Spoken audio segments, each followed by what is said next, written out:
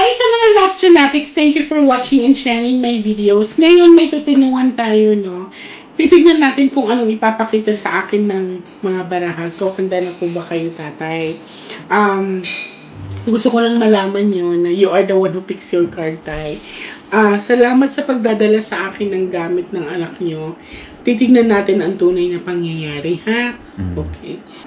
Kailan po ang birthday nyo, tatay? January 1, Anong year? 1956. Okay.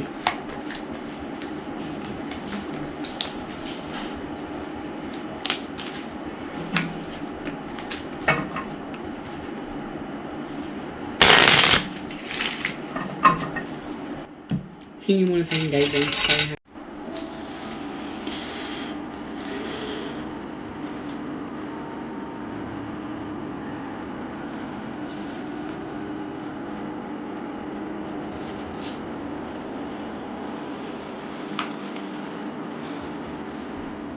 So, galing to katagal na katago yung gamit niya, mother? Simula nung namatay siya, Simula nung namatay Almost siya. 10 years. Okay, titignan natin. 2011. Medyo kinikilabutan ako, oh. Nagre-react yung katawan ko. Tingnan natin.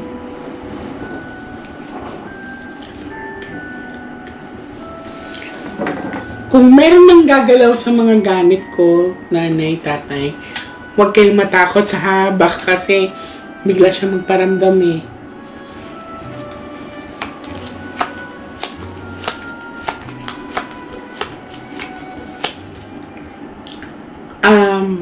For the record, wala pa akong alam sa pangyayari. Ang alam ko lang ay nagdala sila ng gamit ng anak nila. Ang una kong tinignan ay si tatay. So, titingnan natin kung may i-reveal ba sa akin yung mga baraha. Kuha ka ng isang card, tay.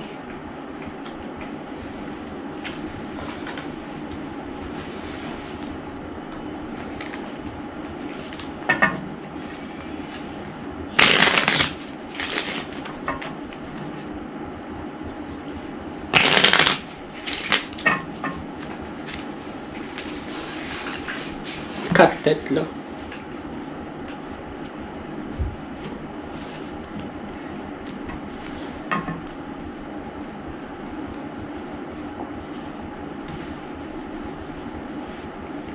Now, tatay, mag-focus ka po. Kumuha ka po ng 7 cards of total. Lagay niyo po dito.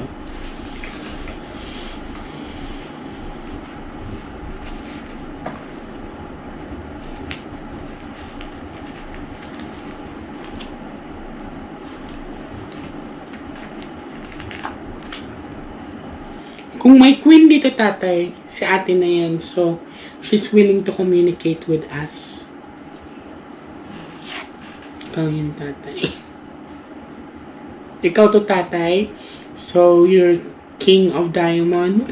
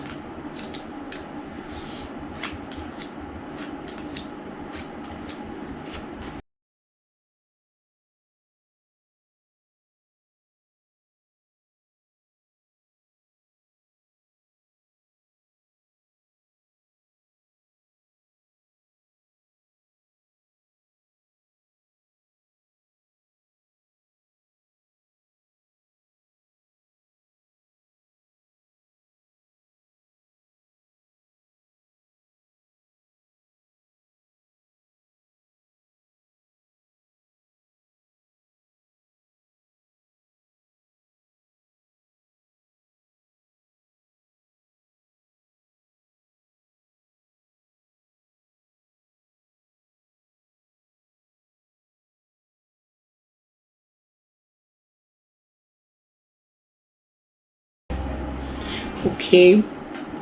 Tanong ko sa inyo po, Daddy. May pera ba siyang dala nung time na yun? Posible may pera na 40,000 yun. Alam mo ba, kinikilabutan ako kasi King of Heart, nanay, so malapit sa puso. 7 of Hook, this is a sharp object. May nakikita akong sharp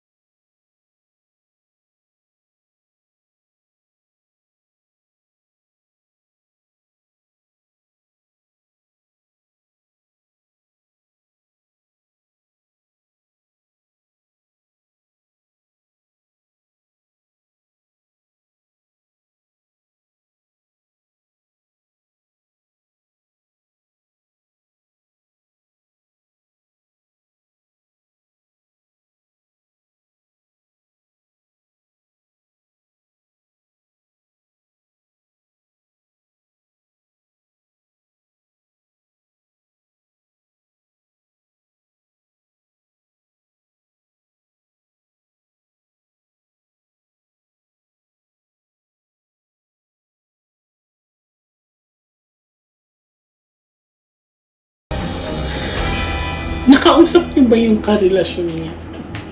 Ang sinasabi niya sa baraha, ang gumawa sa kanya is karelasyon niya. Yun naman ang suspect.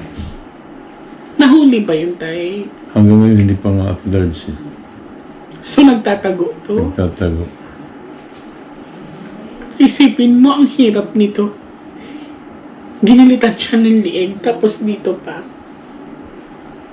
Murder ang ano niya eh. May warrant na po yan.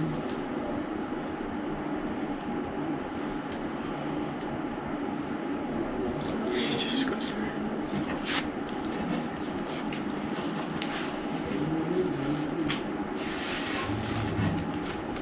Mag-pray ka, Daddy, na lumabas ang Ace of Diamond, makukuha niyo yung hustisya.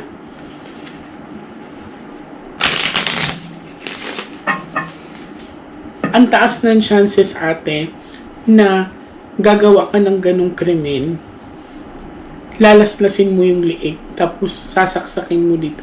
Hindi ka normal, sabog ka talaga.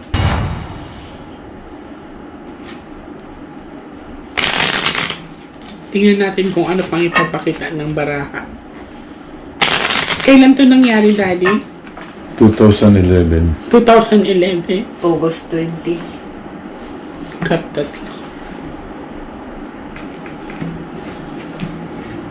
Kuha ka ng 9 cards of total identity.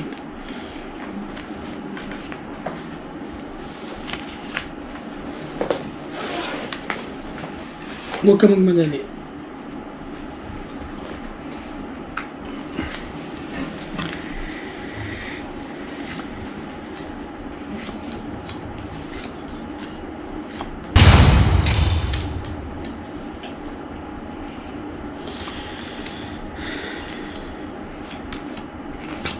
Hindi lang ang pera ang dahilan kung bakit humantong sa karumal-dumal na krimen yung nangyari sa anak niyo. Ang gumawa din pala sa kanya ay hindi lang iisa. May babae din na pinapakita dito at may third party involvement. So, itong lalaking ito, itong boyfriend niya, may kasabwat to. Nagtalo siguro sila dahil itong anak nyo may nahuli sa ano nyo.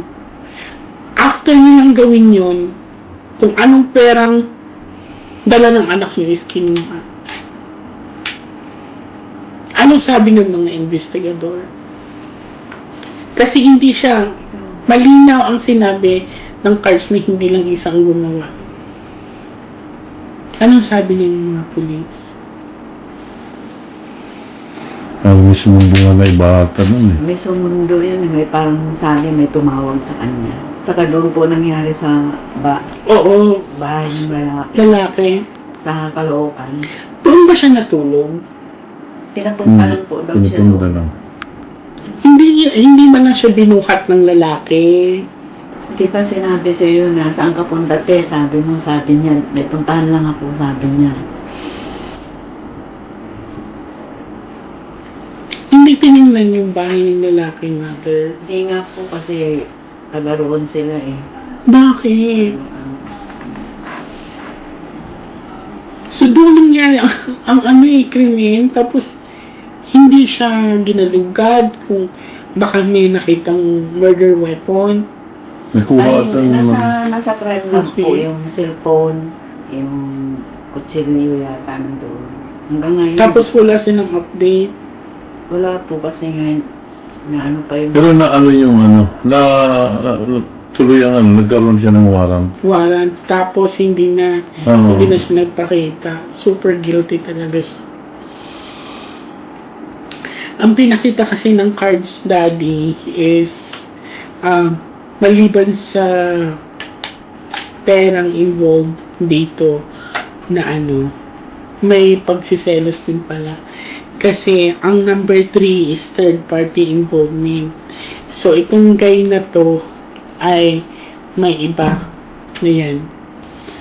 Gano'n na sila katagal ng anak nyo? Kasi itong guy na to, pag titignan mo, tahimik eh. Kilala mo rin to? Tahimik ako siya. Tahimik siya eh. Tahimik. Parang hindi mo akalain na makabasag pinggan. wala mo. Tapos, nakikita kong edukado. Nakikita ko na mahilig siya sa design, sa drawing. Hindi ko alam kung anong natapos nito. Mechanical engineer.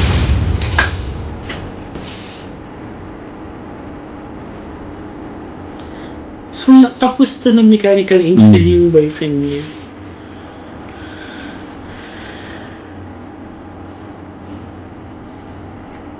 Kasi kung wala talagang kasalanan yung boyfriend niya, bakit ka magtatago?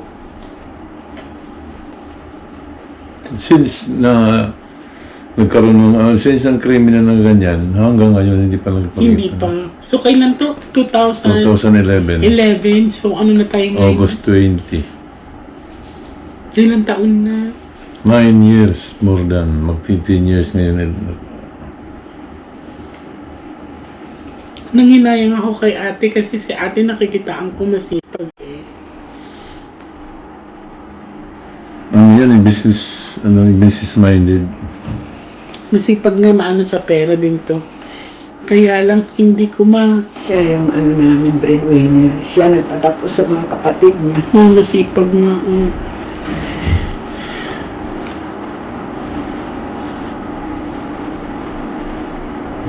Hindi naman plano na talagang doon lang to nangyari. Like for example, pumunta yung anak niya sa bahay ng boyfriend niya. Doon na talaga naganap. May pagtatalo na. May 3 of hearts kasi. So pagsiselos at saka yung may nakita akong pera na dala ng anak niyo.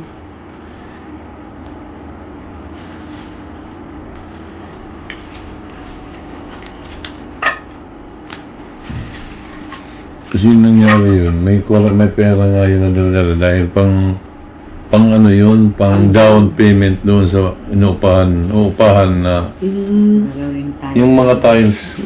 O kasi mag-business siya. Sa Cavite. Kaya hindi natuloy na ngayon ha. Pinuntahan ko yung yung gagawing store. Hindi pa pala naiabot yung pera. Noong pangyayari na yun. Yung pangyayari na yun. So, dala-dala niya yung pera, hindi niya nabigay doon sa magiging hindi pala business yabot. sana niya. Tapos, wala nang na-recover na pera sa Wala kanya. na. Yung kinuha na nga. Anong naramdaman niyo, Dad, na pinakita sa akin sa cards ang pangyayari? Ang ko, parang may ako na mahuhuli. Kasi, sa kasi taga Cebu yung yung lalaki na yun. Ginsang. Ngayon, last 3 days ago, tumawag yung kapatid ko sa Cebu na pupuntahan nila yung Kasi sabi ko, kaya parang nagkaka-chain yung na simula nung nagpunta kami rito, Oo. na mo doon sa card, hanggang doon sa kapatid na tumawag sa akin. Diba, ang tagal na, tapos ngayon lang Ngayon, parang sabi ko, ito na nga siguro ang Sige lang, Dad. Cut 3. Kaya pagdadasal ko itong anak.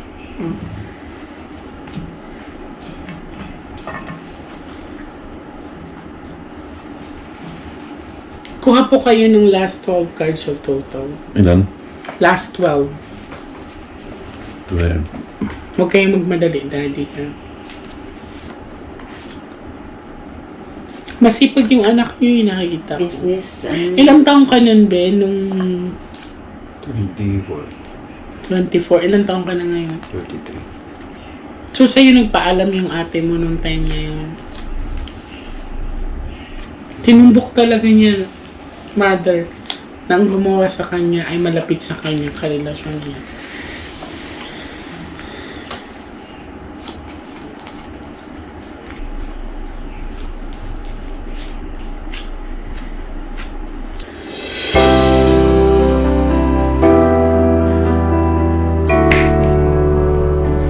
Ano ang sinabi ko kanina na mag-pray ka na lumabas ang 1. Ace of Diamond? Makukuha niya yung justisya sa tagal-tagal na panahon. Ibibigay sa inyo, may reason tatay kung bakit tayo pinagtagpo-tagpo. Ang pinapakita sa akin dito, ang 4 sides kasi na dark, pangit to. Kabakong kasi to. Yan. So, Dad, nakita mo, we shuffle the cards together. Sabi ko sa inyo, mag-pray kayo na lalabas ang Ace of Ace of Diamond. Dahil makukuha niya yung hustisya. May reason siguro talaga kung bakit kayo dinala dito sa akin. Yun na nga yung tumawag yung kapatid ko eh.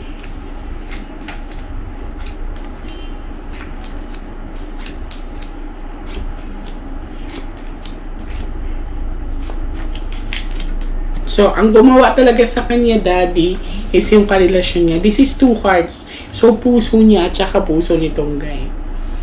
Yan. Kasi, kung King of Diamond to, ikaw to eh. Pero ito ay hindi. So, ibang tao to. So, makikita nyo, 80 sa lucky number sa mga Chinese is swerte yan. Tapos, ito ay nag-dark. So, ang swerte ni ate is, alam mo, tinapos ni kuya. Pero, Dad, bumalik ka dito pag may balita na. Kasi, nakikita ko, malinaw sa mga baraha, makukuha niya yung hustisya. Ibig sabihin, mahuhuli na to ngayong taon na to. Thank you. Sobrang, ang saya ko kasi kahit papano, na ang tagal na, tapos ngayon, pinapakita ng baraha, na makukuha niya yung hustisya. Sobrang nagpapasalamat ako. Pagka uwi niyo, magsindi kayo ng puting kandila. Okay? Basta ang pinapasalamat ko is yung pagtitiwala niyo sa akin at saka yung pinakita ng barahan na makakamit na yung hustisya. Ayan. Thank you. Maraming salamat sa mga Nostranautics for supporting me, and please do keep on sharing my vlogs. Hihingin din po sana ako ng tulong sa inyo na ipagdasal natin si ate para tuloy-tuloy ang hustisyang hinihingi niya. Maraming salamat, Nostranautics.